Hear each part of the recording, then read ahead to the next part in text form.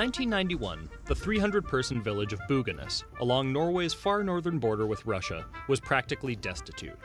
The cod population had collapsed, depriving fishermen of income and the town of its only industry. Around the same time, the town placed an ad in the national newspaper looking to move all of its inhabitants to anywhere that would take them.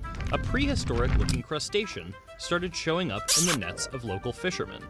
Thanks to this invasive transplant, exported to Russia's west coast in the Stalin-era Soviet Union, and the invasion of Ukraine decades later, the village's fortunes have reversed.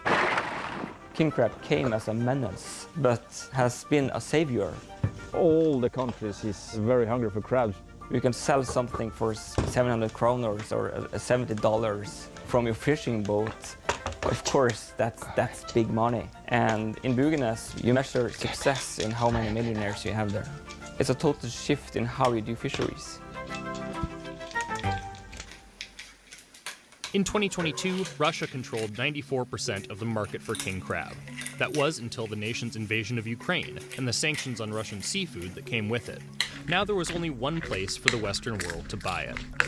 Once hated by the locals of Buganes, suspicious that it was responsible for the decline in the population of cod, red king crab became an industry worth billions, a delicacy complete with foodie influencers singing its praises. Hey foodie fam, if you love crab, this is your new favorite spot. In the harbor where once 3 boats were docked, now there are hundreds. Norway exported almost all the 5.4 million pounds of king crab it caught in 2023, a 42% annual increase worth $110 million. One of the fishermen hauling in these mammoths is Erling Haugen. This is the main boat. So me and Thorleif owning this boat together. And I have another boat, it's an old boat. The first 5 years, it was nearly bankrupt every year. And I've been a fisherman for about 12 years now. And before that, I started with the Norway King Crab factory. And I stayed there for about 3-4 years. And then I understand that the fishermen have better days than I have. So then I quit and start fishing. It's really cold, it's about 6 plus today. It's about 120 meters. Not. Yeah. It's a lot of crabs who have just molted. You see here, these crabs we are throwing back to the sea, they have 2 damage here. Crabs with damage there, damage 2 small legs here, and then they have a very, very small claw. So when they are losing their legs, it will grow out again. And this is a good quality crabs. Apart from sanctions against Russia, prices for these bottom dwellers have remained sky high because of quotas put into place to keep the crab population healthy.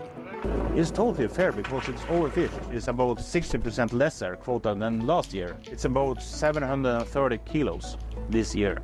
And last year it was 2,300. Yeah. Along with the shipping of live king crab, a cottage industry of tourism has sprung up in the region for those who want to fish for themselves. Advertisements for king crab safaris dot the landscape.